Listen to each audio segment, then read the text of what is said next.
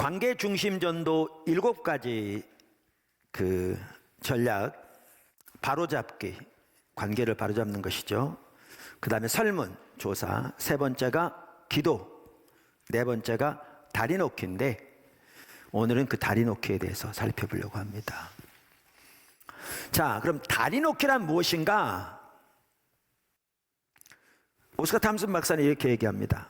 한 사람의 삶의 필요를 채워주는 것이다. 관계를 만들 수 있도록 관심을 보이는 것이다. 이렇게. 그러면 다리의 목적은 무엇인가? 우리 잘 알죠? 한편에서 다른 편으로 건너가게 하는 것이 다리죠. 그래서 그리스도인인 우리가 다리를 놓는다는 것은 이 세계에서 다른 세계로 건너가기 위한 관계를 놓는 것을 말합니다. 그 다리를 건너 우리가 상대방의 세계로 나아갈 때 그 사람도 안심하고 우리의 세계로 건너올 것이기 때문에 그렇습니다. 그러면 뭐가 접점이 될 수 있느냐는 거죠. 이따 살펴보겠지만요, 크게 두 가지를 말합니다. 기쁜 일과 슬픈 일. 뭐하고 뭐라고요? 기쁜 일과 슬픈 일. 그러니까 그 성경에도 기뻐하는 자와 함께 기뻐하고 슬퍼하는 자와 함께 슬퍼하라고 되어 있잖아요. 다양한 접점이 있을 수 있다는 거죠. 기쁨, 취미, 결혼, 사망, 축하, 친절과 사랑의 행위, 슬픔, 생일, 경제적 위기. 그 크게 둘로 나누면 기쁜 일과 슬픈 일입니다. 이 외에도 많이 있을 겁니다. 그러면서 이렇게 얘기합니다. 사람들을 만날 때 그들의 관심사가 무엇인지 찾아내라. 그리고 그 관심사에 대해 그들과 이야기하라. 짐의 아버지처럼 다른 이들에게 다가가기 위해 새로운 부분에 관심을 가져야 하거나 특정 주제를 파고들어 공부를 해야 하는 경우도 있다. 이 오스카 탐슨 박사 참 이런 걸 잘해요. 한번 어느 이 숙박업 일하는 분을 만났는데 저 아래 교회 그 목사라고 그랬더니 자기 유대인이라고 그러더래요. 그러니까 탐슨 박사님이 나도 유대인이라고. 그러니까 안 믿겨지는 눈으로 쳐다보더래요. 그래서 오스카 탐슨 박사님 그런 거죠. 어느 집 하냐고. 미국에 유대인이 600만 살거든요. 뉴욕에 많이 살고요. 근데 어느 집 하는지 아는 사람 많지 않아요. 어느 집 하냐고. 그러니까 나는 유다 집 하라고. 예수님이 유다 집 하잖아요. 우리 예수 안에 있는 우리. 그래서 다음에 만날 때 어느 집 하는지 알고 오라고.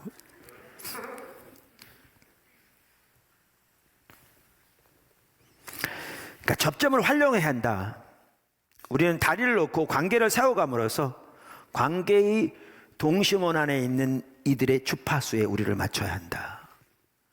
이처럼 다리 놓기는 지속적이고 보람된 과정이다. 그렇다면 언제 어떻게 다리를 놓아야 할까? 그러면서 말씀드린 대로 기뻐할 때 함께 기뻐해주고 힘들 때 함께 있어주는 것. 그것이야말로 관계를 구축하는 좋은 방법이다. 기쁠 때와 슬플 때. 자, 큰 두 번째입니다. 기쁨의 순간에 다리 놓기.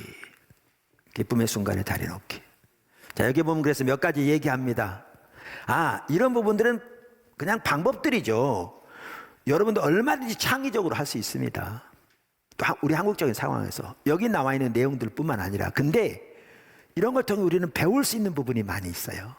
우리가 미처 못 보는 우리의 자세가 너무나 이렇게 사람 중심적이지 않은 업무 중심으로 굳어져 있는 등등. 그래서 그 일부를 살펴보겠습니다. 그 일부를. 당연히 기쁨의 순간에 한 중요한 부분은 출산인 거죠. 상대방이 아이를 낳았을 때. 여기 보면요. 오스카 탐슨 박사도 이제 그 사모님이 그 딸을 낳았을 때 그때 얘기를 상당히 길게 했어요. 왜냐하면 그만큼 아이를 갖는다는 것은 관심사잖아요. 여러분 다 경험했듯이.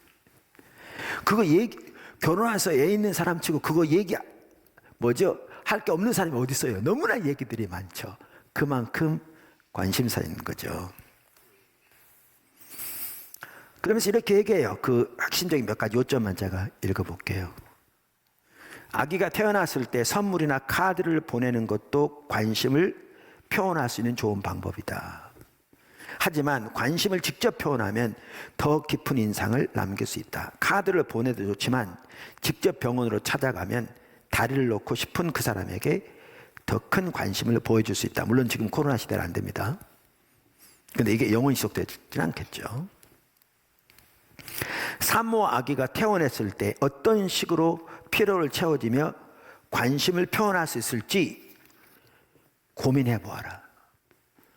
음식을 준비하기 힘든 산모에게 음식을 가져다 주라. 자, 우리는 산후조리원에서 삽니다. 네. 그리고 집에 온 댁에 친정 부모가 섬겨주죠. 저 같은 경우에는 이제 저하고 제 아내 이제 저 미국에서 공부하면서 애들 셋 태어나가지고요. 주변에서 아무도 도와줄 사람이 없었어요. 예. 뭐 친정어머니가 도와준다? 우리는 상상도 못했고 산후조리원 생각도 못했습니다. 아무튼 그런데 다 해주지만 한번 생각해 보세요. 그 산모가 좋아하는 음식이 뭔지를 조사하는 거죠. 그래가지고 산모에게 음식을 만들어 갖다 줬다. 예를 들면 지금 그런 얘기를 하고 있는 거죠. 그만큼 관심을 통해 관계의 다리를 놓는 거죠. 자, 그러면서 우리가 이 시리즈를 배우면서 두 가지를 배운다고 그랬잖아요. 하나는 관계를 배우고 다른 하나는 관계 중심 전도를 배운다고 그랬잖아요. 그래서 여기에 보면 이제 그 결혼에 대해서 말하면서 어떻게 결혼을 통해서 상대방을 이렇게 관심을 가지고 하나님께로 이끌지, 관계의 다리를 놓는 이 부분을 다루면서 결혼에 대한 핵심적인 부분을 여기 다룹니다. 그러니까 우리가 상대방을 섬기는 자리로 나가기 위해서도 이 부분을 지금 살펴보는 거고요. 더 나아가 우리 자신의 결혼을 살펴보기 위해서 이 부분을 살펴볼 필요가 있습니다. 두 가지. 그래서 이 부분은 이미 결혼한 우리들에게도, 저 같은 우리들에게도 절실하게 필요하고요. 앞으로 결혼할 우리 분들에게도 절실하게 필요한 부분입니다. 자, 그러면서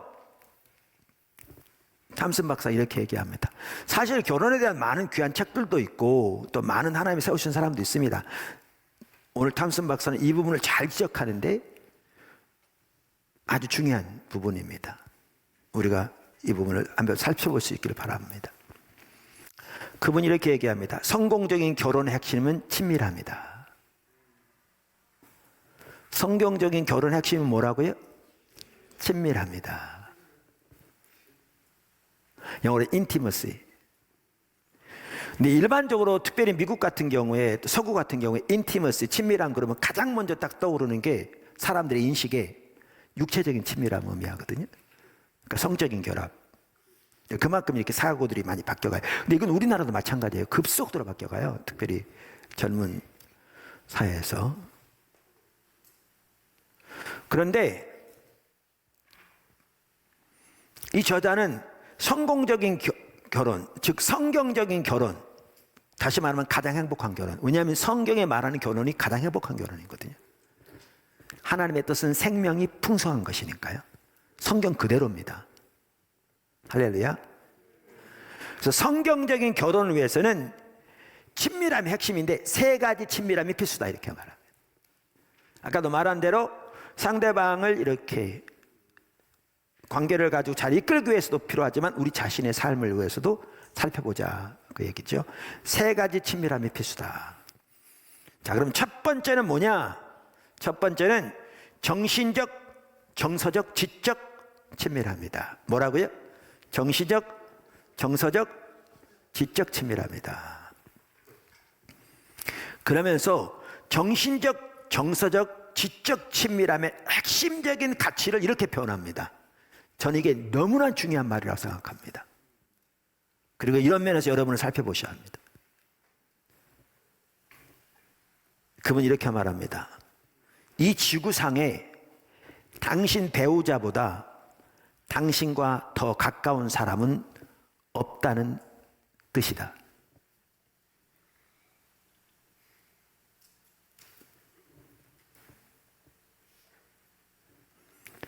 정서적, 정신적, 지적 친밀함의 핵심적인 의미를 뭐라고 표현하느냐 하면, 이 말은 지구상에서 당신의 아내보다 당신의 남편보다 당신과 더 가까운 사람이 없다는 뜻이다 라는 겁니다. 너무 중요한 말입니다.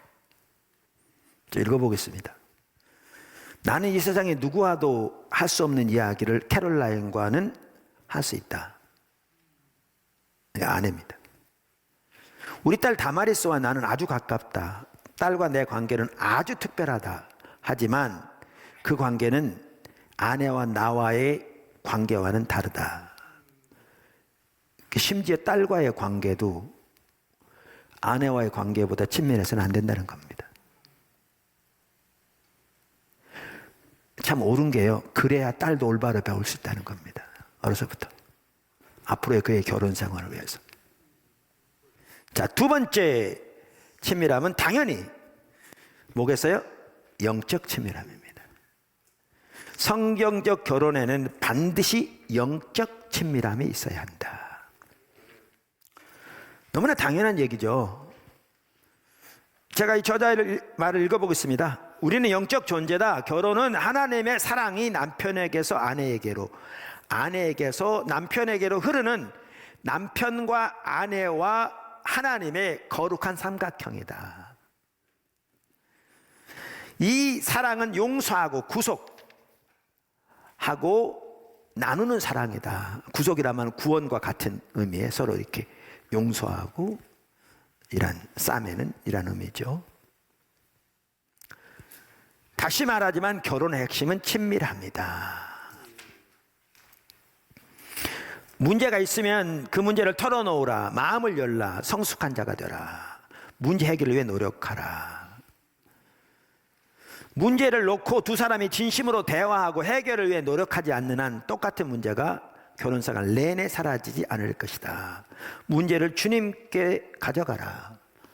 십자가 아래서 해결하지 못할 문제는 없다. 세 번째는 또 이렇게 얘기합니다. 이 저자는 세 번째는 육체적 친밀함입니다. 육체적 친밀함. 그러니까 세 가지 차원의 친밀함 모두 견고하고 충만한 결혼 생활을 위해 필수적이다. 이렇게 얘기합니다.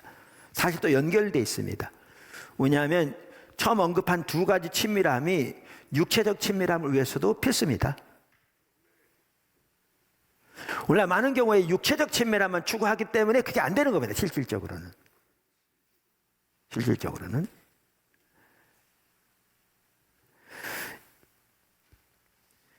이 부분도 이렇게 얘기합니다. 앞서 언급한 두 가지 차원의 친밀함에 문제가 있다면 육체적 친밀함도 제자리를 찾을 수 없다. 육체적 친밀함을 위해 결혼하는 사람들이 있다. 하지만 그런 사람들은 육체적 친밀함에서 더 이상 만족감을 느끼지 못하면 다른 사람을 찾아 떠난다. 그런 식으로 아무리 결혼과 이혼을 반복해도 세 가지 차원의 친밀함을 모두 갖추지 못하면 진정한 만족감을 느낄 수 없다. 이게 우리 한국에서는 과거에 문제가 되지 않았어요. 근데 지금 한국도요, 어느 서구 나라 못지않게 이 부분이 급속도로 확산되고 있어요. 매우 빨리 서구화되고 있거든요. 우리 한국 같은 경우.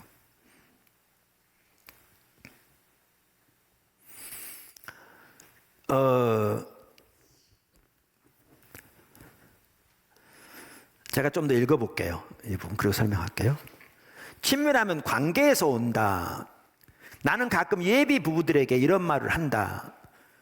저는 여러분이 교인이 되고 안 되고 보다 여러분의 성공적인 결혼 생활에 더 관심이 많습니다. 결혼 생활의 성패는 결혼에 대한 여러분의 태도와 결혼 생활을 만들어 가기 위한 기초에 의해 좌우될 것입니다. 그러면서 결혼 생활의 진정한 성공을 위해서는 남편과 아내 모두 주님과 친밀한 관계를 가져야 한다. 부부간 영적 친밀함은 그리스도와의 관계를 기반으로 생겨난다. 그리스도와의 친밀한 관계가 먼저이며 서로에 대한 영적 친밀함은 그 다음이다. 그렇지 않으면 관계가 이기적으로 흐르고 만다. 나의 것만 찾게 된다. 아까 하나님 중심의 삶을 말씀드렸습니다. 자, 그러면서 여기 같이 가는 게 아까 뭐라고요? 육체적인 친밀함. 이 부분도 중요한 한 요소입니다. 중요한 한 요소입니다. 그러니까 아까 말씀드린 대로 특별히 젊은이들 지금 세계적으로 성의 혁명이 일어나고 있잖아요. 아시죠? 그래서 동성애라든가 이게 다 그 한 일환입니다. 급속도로 세계적으로 더 강력하게 일어나고 있습니다.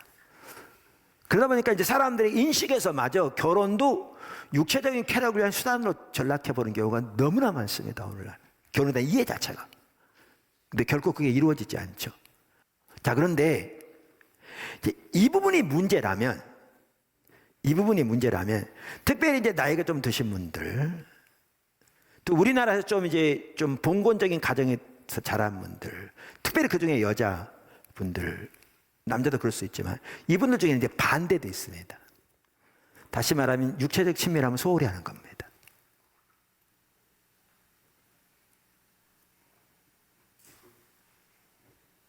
어떨 때는 잘못된 인식 때문에 그것을 타부시하는 경우도 있고요. 근데 그건 절대 옳지 않습니다. 사도 바울은 결혼 안 한 사람인데 누구보다 가정을 잘 알았던 분입니다. 그분이 이렇게 얘기했습니다. 이게 성경에 나온 얘기고요. 어떤 분은 제가 이런 얘기를 하면 주일날 예배 시간에 그런 얘기를 하냐 그러는데 이거 성경에 나온 얘기입니다. 그리고 사도 바울이 한 얘기입니다. 제가 읽어보겠습니다. 고린도서 7장 3절에서 5절인데요. 남편은 그 아내에 대한 의무를 다하고, 여기에 의무는요 성적인 의무를 말합니다. 왜냐하면 성경에 나온 모든 의무가 성적인 의무를 말하는 게 당연히 아니죠. 이 구절은 문맥을 보면 성적인 의무를 말하는 걸 금방 알 수 있습니다. 앞뒤를 살펴보면 성적인 의무를 말하죠. 남편은 그 아내에게 의무를 다하고 아내도 그 남편에게 그렇게 할지라. 아내는 자기 몸을 주장하지 못하고 오직 그 남편이 하며, 남편도 그와 같이 자기 몸을 주장하지 못하고 오직 그 아내가 하나니 서로 분방하지 말라. 다만 기도할 틈을 얻기 위하여 협의상 얼마 동안은 하되 다시 합하라. 이는 너희가 절제 못함으로 말미암아 사탄이 너희를 시험하지 못하게 하려 함이라. 제가 듣기로는 누가 누군지 잘 모르지만 포도나무 교회 지체들 중에서 일부는 부부가 한방 쓰지 않고 분방하는 분들이 있다는 얘기를 들었습니다. 누군지 모릅니다. 참고로 그런 얘기가 저희까지 들어왔습니다. 전혀 성경적이 아닙니다. 잘못된 겁니다. 성경에는 뭐라고 써 있냐면요, 분방하지 말라 이렇게 돼 있어요.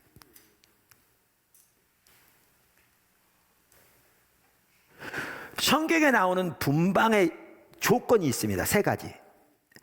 다시 말합니다. 이거는요 성령의 감동을 쓰여진 성경에 나와 있는 얘기고요. 다른 사람도 아닌 사도 바울이 그 감동을 받았습니다. 3가지 조건입니다. 첫째는 기도할 목적 외에는 하지 마라.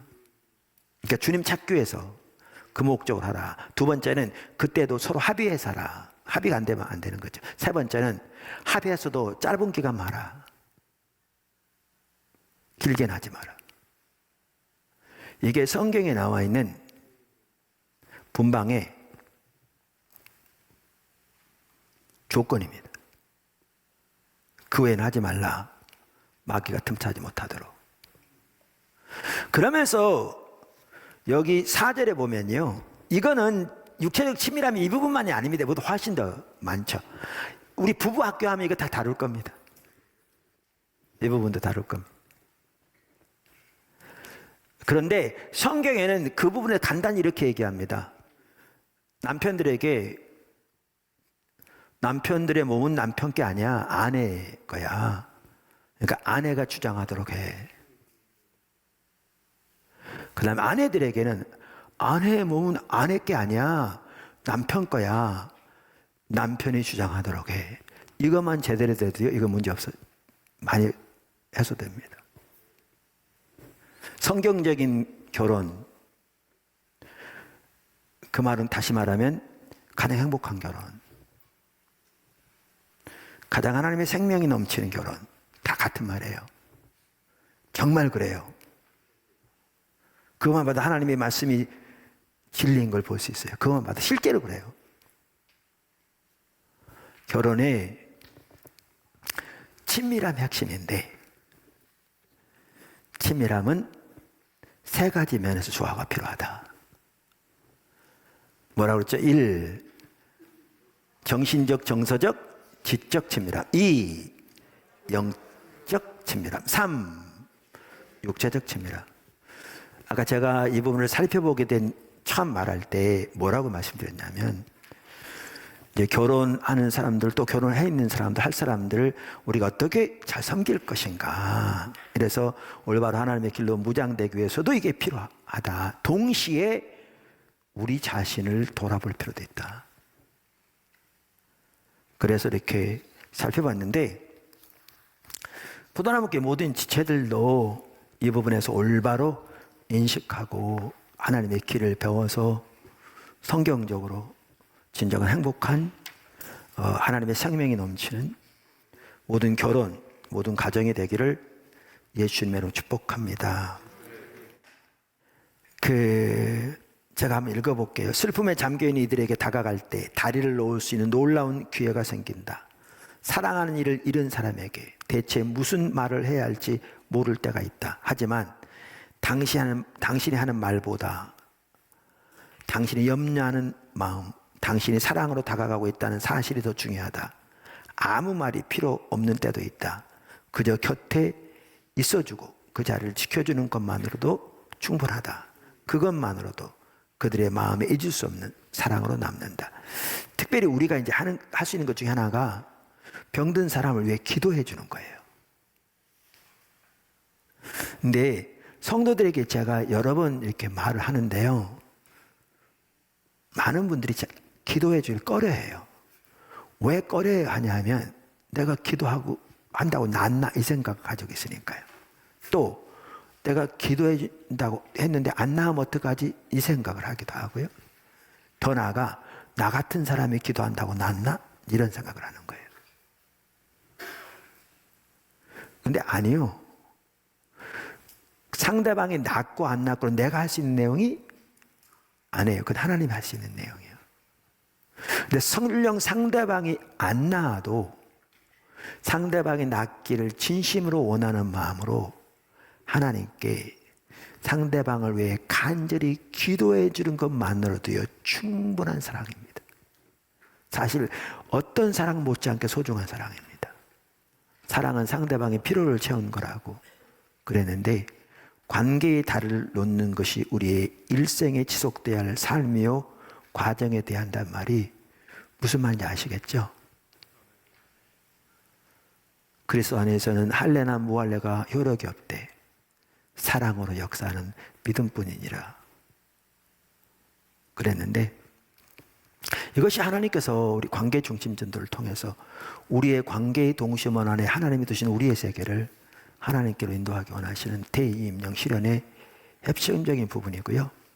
더 나아가 사랑으로 섬기는 자리로 더 적극적으로 나가기를 원하시는 하나님의 뜻이고요. 이걸 통해서 우리의 관계 안에 있는 수많은 영혼들을 주님께로 인도하기 원하시는 하나님의 뜻이기도 합니다. 우리가 이런 부분을 잘 배워서 정말 하나님께서 여러분 한 분 한 분을 통해서 엄청난 열매를 맺으시는, 그분이 열매를 맺을 거거든요. 그러한 축복이 있기를 주님의 이름으로 축원합니다.